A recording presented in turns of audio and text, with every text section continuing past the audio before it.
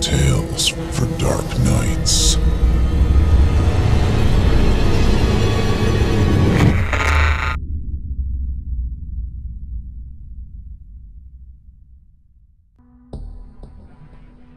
Good evening.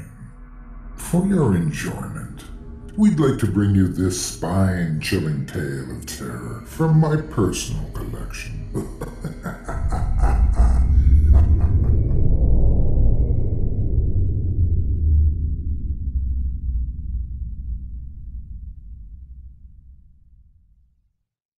Staley Fleming's Hallucination by Ambrose Bierce, narrated by Otis Gyrie.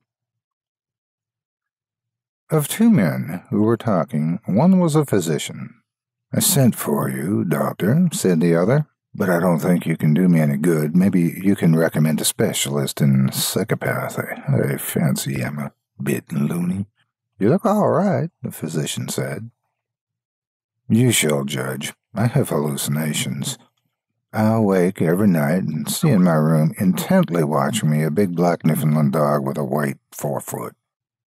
"You say you wake? Are you sure about that? Hallucinations are sometimes only dreams."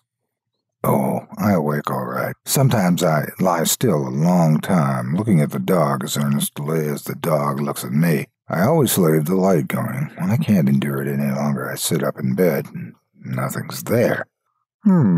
What is the beast's expression?"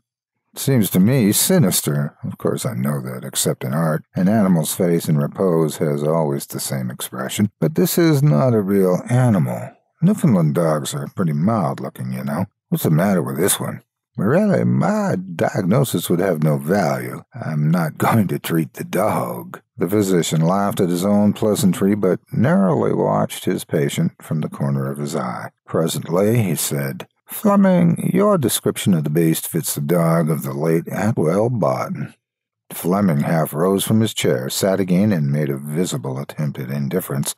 "I remember Barton," he said. "I believe it was reported that wasn't there something suspicious in his death?"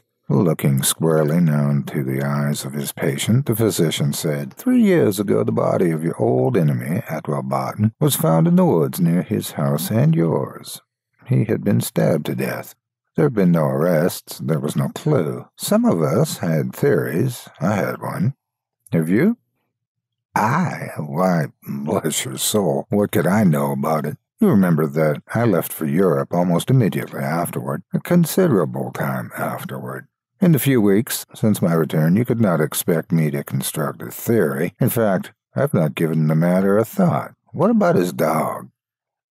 "He was the first to find the body. It died of starvation on his grave. We do not know the inexorable law underlying coincidences. Staley Fleming did not, or he would perhaps not have sprung to his feet as the night wind brought in through the open window the long wailing howl of a distant dog. He strode several times across the room in the steadfast gaze of the physician, then, abruptly confronting him, almost shouted, "What the hell is this to do with my trouble, Dr. Haldeman? You forget why you were sent for?" Rising, the physician laid his hand upon the patient's arm and said gently, "Pardon me, I cannot diagnose your disorder offhand. Tomorrow, perhaps. Please go to bed, leaving your door unlocked. I will pass the night here with your books. Can you call me without rising?"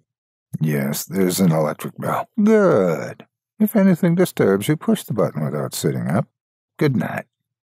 Comfortably installed in an armchair, the man of medicine stared into the glowing coals and thought deeply and long, but apparently to little purpose, for he frequently rose and, opening a door leading to the staircase, listened intently, then resumed his seat. Presently, however, he fell asleep, and when he woke it was past midnight. He stirred the failing fire, lifted a book from the table at his side, and looked at the title.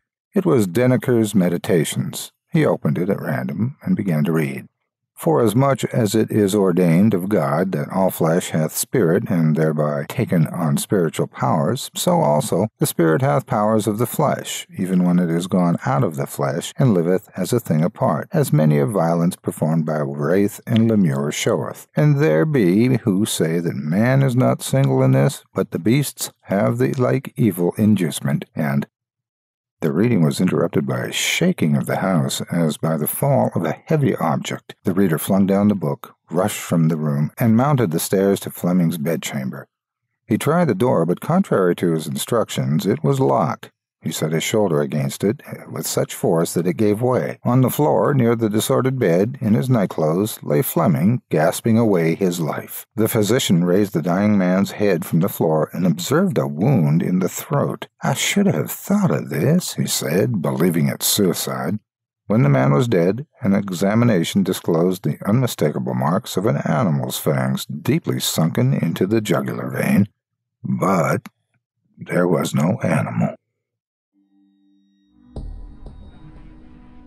I hope you enjoyed this evening's little tale. Until next time, bundle up, stay warm, sleep tight.